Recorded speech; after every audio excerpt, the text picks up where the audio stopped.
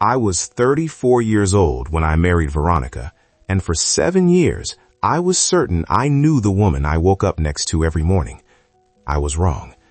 I am David Miller, 42, a mid-level investment analyst, and my world was built on logic and verifiable data.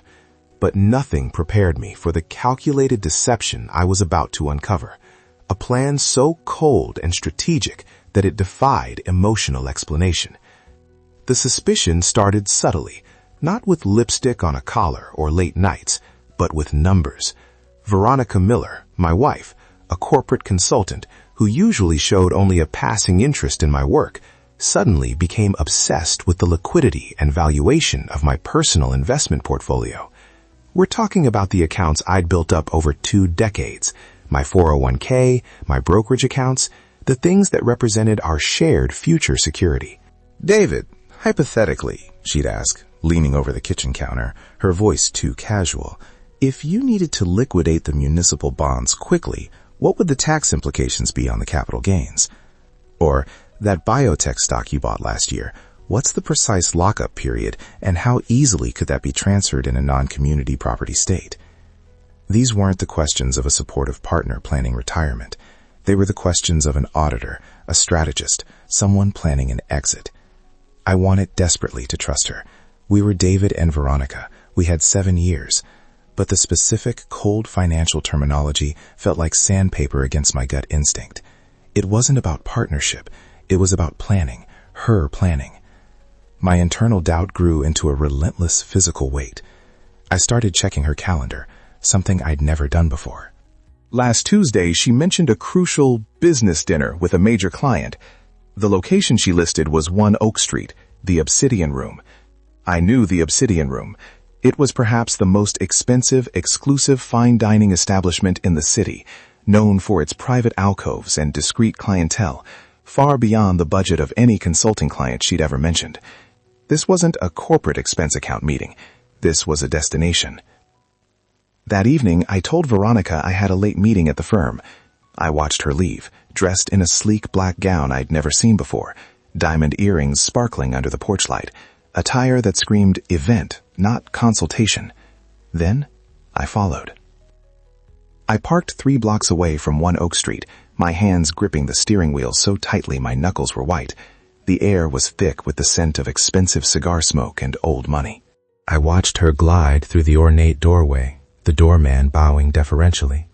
As I sat there, the fear of finding a simple, messy affair began to recede, replaced by a colder dread. Whatever was happening inside was meticulously organized. I knew I had to go in and confirm who she was meeting, fearing a common betrayal, completely unaware that the betrayal I was walking into was measured in 10 figures. The foyer of the Obsidian Room was dark, velvet, and intimidatingly quiet. I managed to slip past the maitre d' by claiming I was meeting my client, Mr. Thorne, and needed to use the restroom first. This gave me enough time to gain a vantage point. The restaurant was designed around a series of semi-private dining pods shielded by heavy, opaque glass. I realized quickly that the area she was led to wasn't just a corner table. It was one of the exclusive, fully private dining rooms on the 2nd level, accessible only by a separate, guarded elevator. I found a quiet, dimly lit bar area near the base of the private section stairs. From this spot, I had a clear sight line to the elevator entrance. My heart hammered against my ribs, a painful, frantic rhythm, as I watched Veronica's reflection in the polished wood paneling of the bar. She was alone, pacing slightly, nervously checking her phone every 30 seconds, adjusting the diamond earrings, smoothing the fabric of the expensive dress. This was not the confident corporate consultant I knew. This was a woman waiting for a life-altering opportunity. The expense and exclusivity of the setting suddenly clicked. Veronica's consulting work, while good, didn't warrant this level of extravagance. She was clearly waiting for someone important, someone whose time was worth far more than ours combined. The realization that this was a deliberate, high-stakes rendezvous, not a casual mistake, forced me to suppress the urge to rush up the stairs and demand answers. Emotional confrontation would achieve nothing but noise and denial. I needed proof, irrefutable, documented proof. I reached into my inner coat pocket and pulled out my second phone, the one I used purely for secure work communications, and activated the recording function. I set it carefully on the bar, angled just so, ready to capture audio the moment the elevator doors opened, committing myself fully to the strategic approach. I was no longer a husband seeking clarification. I was an investment analyst gathering data. I needed documentation to protect my future, my career, and the assets she was clearly trying to calculate against me. The tension was suffocating. I focused on the elevator indicator lights. 1, 2, 3. Then the doors parted with a soft chime. A massive, armored black Bentley pulled up outside the entrance. 2 immense security guards, wearing suits that looked tailored for concrete, emerged first. Then a man stepped out who stopped the air in the room. He was older, perhaps early 60s, but impeccably preserved, radiating quiet, effortless power. I recognized him instantly from every financial headline. Julian Thorne, the trillionaire, the tech magnate known for liquidating entire industries on a whim, and whose net worth exceeded the GDP of small nations. My stomach dropped out entirely. This wasn't an affair. This was a hostile takeover of my life. Julian Thorne was escorted directly to the private dining area. I adjusted my phone ever so slightly, trying to maximize the audio capture, though I knew the opaque glass would make video useless. I had to rely on the sound. When Thorne entered the private room, Veronica's nervousness vanished, replaced by a practiced, dazzling confidence. I saw her rush forward, not with the formality of a business associate, but with the intimate familiarity of a lover. She greeted him with an overly familiar hug that lingered, followed by a soft, proprietary kiss on the cheek, not a European greeting, but a gesture of ownership. The shock of realizing the man's identity, Julian Thorne, was a cold wave washing over me. I understood in that instant the scale of her financial motive. Veronica wasn't looking for a better marriage. She was looking for a completely different economic reality. She was trading in her mid-level investment analyst husband for a man who could secure her future beyond her wildest dreams. It wasn't just adultery. It was hyper-calculated financial maneuvering. I had to clench my jaw so hard my teeth ached. My first, primal instinct was to storm the room, shattering the glass and demanding to know how she could do this. But the second, strategic instinct of the investment analyst kicked in. Thorne. A man of his influence could bury me legally and financially without blinking. I needed irrefutable evidence. I needed the recording. I focused on the quiet murmur of their voices, trying to filter out the background jazz. I saw Veronica reach across the small table, placing her hand gently on his arm as he spoke, her body language radiating devotion. Every touch, every glance, was calculated to confirm the intimate, non-professional nature of their relationship. Thorne leaned back, a faint smile playing on his lips, listening to her intently. Then Veronica leaned in close, whispering something I couldn't quite catch initially, but the focus of her gaze was intense. Thorne smiled, a dismissive, weary smile, like one reserves for a beloved but tiresome pet, but still indulgent. Most people would have exploded right there, walking into that room and screaming the house down.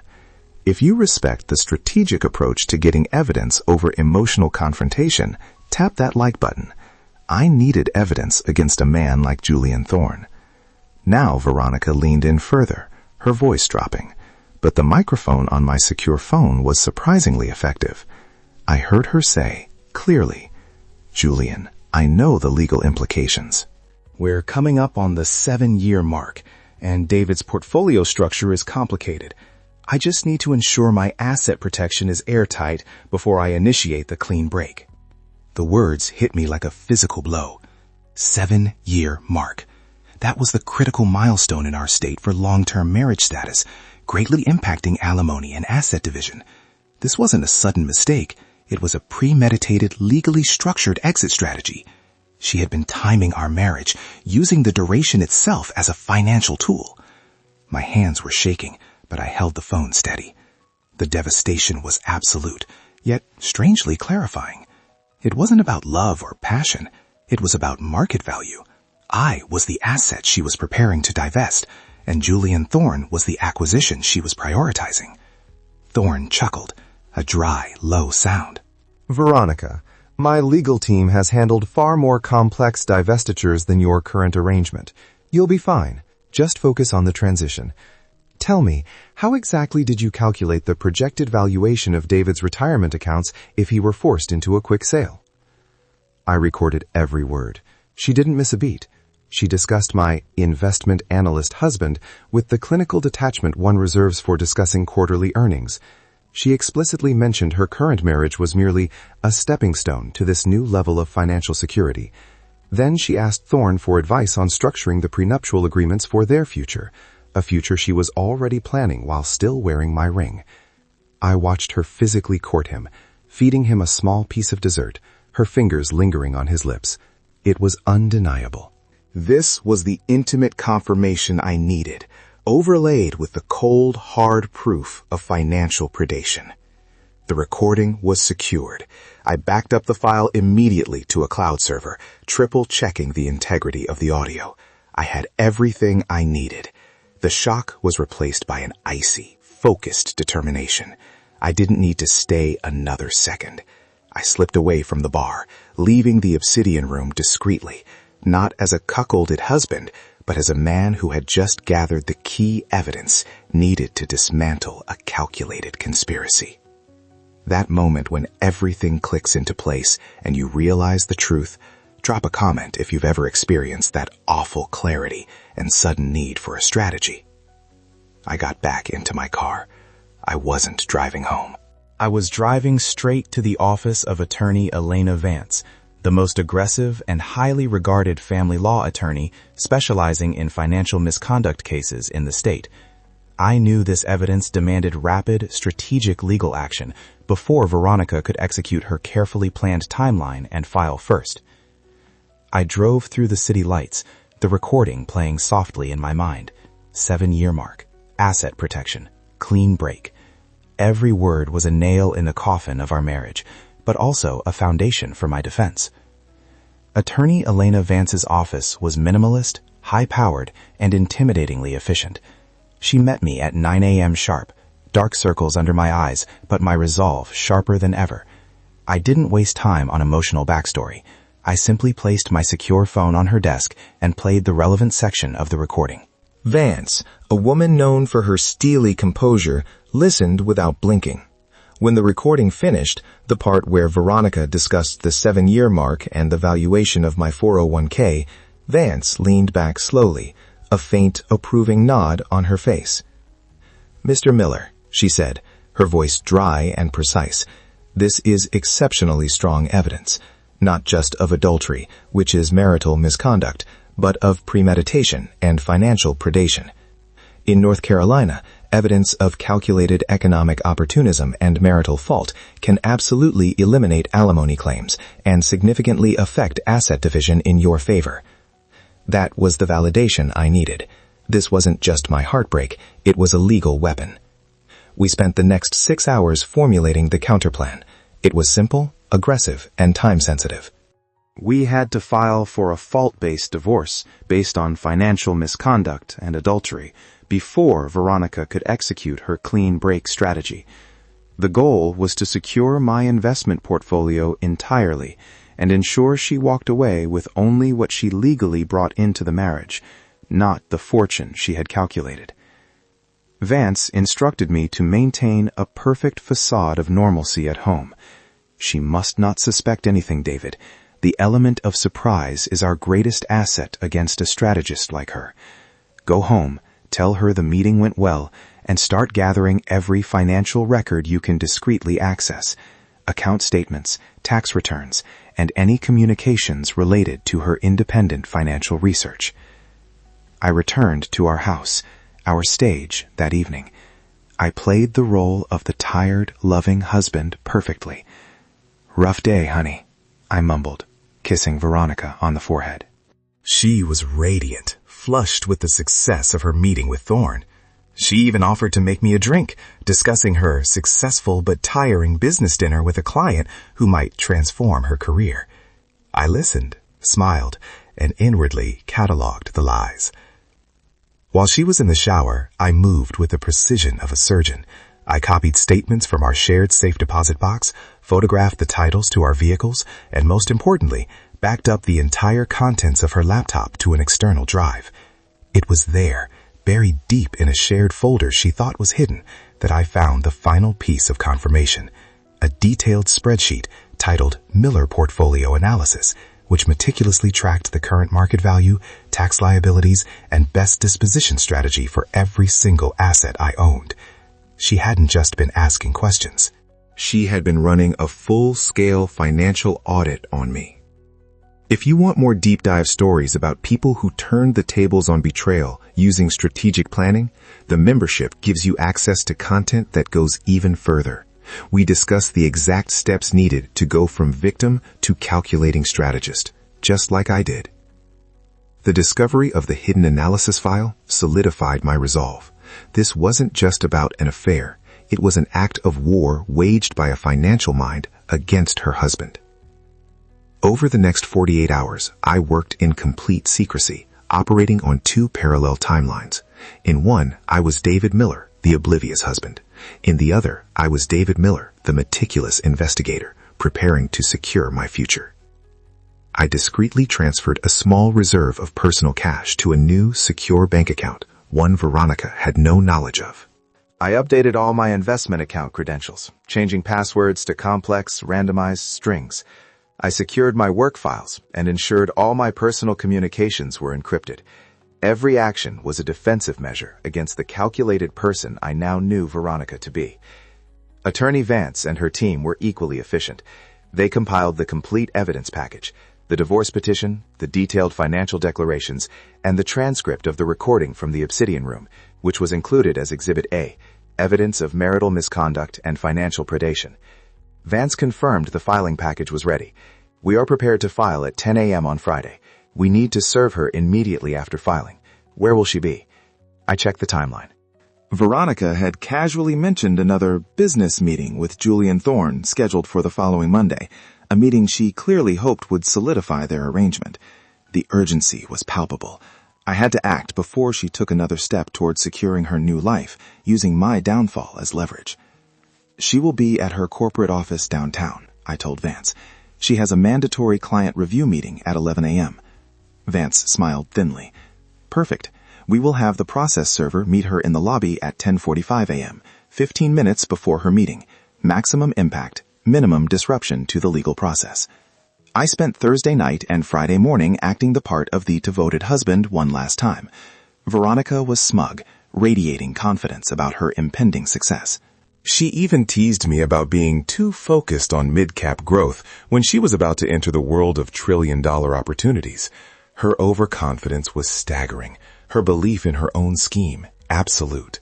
She had no idea the trap was sprung. I've pinned something in the first comment that might help if you're navigating a difficult relationship situation and need to protect your assets legally. Documentation and strategic timing are everything. At 9:30 a.m., I left for work, giving Veronica a final normal kiss goodbye. At 10 a.m., Attorney Vance filed the paperwork. At 10:45 a.m., the process server approached Veronica Miller in the sleek marble lobby of her corporate building and handed her the stack of documents, informing her she had been served with a petition for divorce based on marital fault. The reaction was immediate and seismic. I was in a meeting when my phone, which I had set to silent, began vibrating relentlessly. It was Veronica. I ignored the first 3 calls, as Vance had instructed. Finally, a text message arrived, all in capital letters. "What is this? Call me now, David. This is insane." I maintained my composure, sending a brief, pre-written response. All communication must now go through my counsel, Attorney Elena Vance. Veronica's frantic calls to Vance were equally unsuccessful. The real confrontation happened hours later at the emergency meeting between our respective counsel. Veronica, now represented by a high-priced but ill-prepared lawyer, marched in demanding the petition be withdrawn, claiming the fault allegations were baseless and defamatory. That's when Attorney Vance played the recording. Vance didn't just submit the transcript. She played the actual audio clip where Veronica discussed the 7-year mark, the clean break, and the need for asset protection relative to my portfolio. The sound filled the conference room, Veronica's own voice, cold and clinical, detailing her premeditated exit strategy. Veronica's face, my attorney later reported, went from furious denial to absolute paralyzing shock. Her lawyer, who had been briefed only on a standard irreconcilable differences case, looked physically ill. The evidence of marital misconduct combined with financial predation was irrefutable. She wasn't just caught having an affair, she was caught executing a plan to defraud me of my assets based on a predetermined timeline. Her initial legal defense, claiming simple irreconcilable differences and demanding substantial alimony, crumbled instantly. She tried desperately to deny the context, claiming the conversation with Thorne was purely hypothetical consulting, but the intimate tones and the specific reference to their prenuptial future rendered that denial laughable. David Miller had maintained control and emotional distance, and now the truth was delivering justice. That feeling when the truth finally comes out and the calculated plan fails spectacularly? If this story has given you anything, even just validation, a super thanks means the world and keeps these stories coming. The aftermath was swift and devastating for Veronica. The evidence of her calculated scheme was simply too powerful to fight in court, especially against the influence of Julian Thorne. Attorney Vance moved aggressively, using the recording to secure a swift and highly favorable settlement for me. Within 3 weeks of the filing, the divorce was finalized.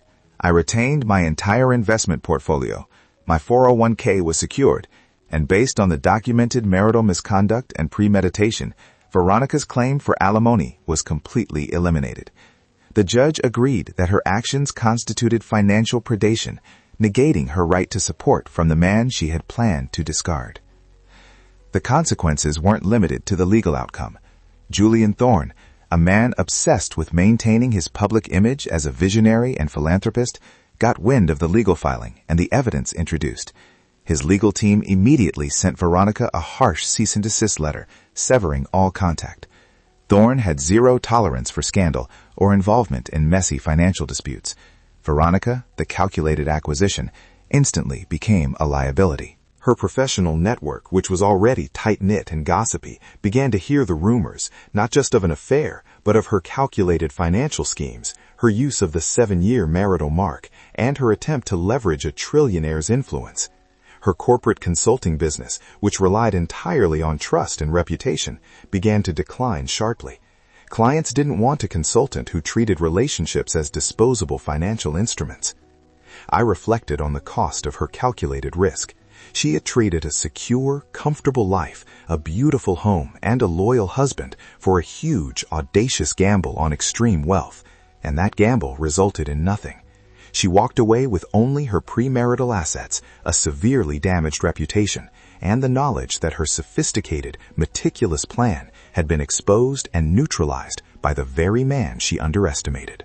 Everything about documentation, evidence gathering, and legal protection in situations like this is covered in what I've pinned in the comments. Worth checking out. Knowing the law and strategic timing is crucial to navigating betrayal successfully. 6 months later, my life was unrecognizable, but in the most profoundly peaceful way. I moved out of the large house and into a smaller, modern apartment downtown. It was simpler, quieter, and entirely free from the constant, gnawing anxiety of suspicion. The weight of living a lie, even if only I was aware of the lie, had been crushing. Now, it was gone. I threw myself back into my career, securing a promotion, and more importantly, I reconnected with old friends who had drifted away during the final, fraught years of my marriage. The relief of knowing my financial future was secure was immense. The assets I had worked 2 decades for were protected was immense. I was financially safe, and emotionally, I was finally healing. I reflected often on the difference between blindly trusting someone and being strategically vigilant when evidence suggests betrayal. I had learned to trust my gut instinct, but I had also learned the essential lesson of documentation. My strategic action, recording the dinner rather than confronting her emotionally, had saved me years of legal agony and hundreds of thousands of dollars. I occasionally saw glimpses of Veronica's life on social media, desperate attempts to maintain the high-life facade, vacation photos that looked forced, and posts about new beginnings. But the underlying current was clear. She hadn't secured the trillionaire, she hadn't secured my money, and the permanent nature of her downfall was evident in the forced smile she wore. She was now paying the price for viewing people as assets to be traded. Stories like this, of people who survived devastating betrayal and came out stronger, they matter. If this one mattered to you, a super thanks keeps them coming and helps me share these hard-won lessons and strategic survival. What I learned, the most important lesson of all, is that betrayal isn't always emotional and explosive. Sometimes it's purely financial, cold and calculated. Veronica's betrayal was timed, measured, and executed with the precision of a hostile market maneuver. My initial decision to record the dinner, to prioritize evidence over emotion, was the single most important action I took. It allowed me to transform from a victim targeted for financial exploitation into a powerful, strategic litigant who exposed her scheme and protected his future. You have to be willing to trust your instincts, gather the evidence, and then act with cold, hard logic, especially when facing someone who views your life savings as their stepping stone. Don't let calculated people steal your future simply because you were too emotional or too trusting to see the numbers. Realize your own worth, document everything, and when the time comes, strike first and decisively.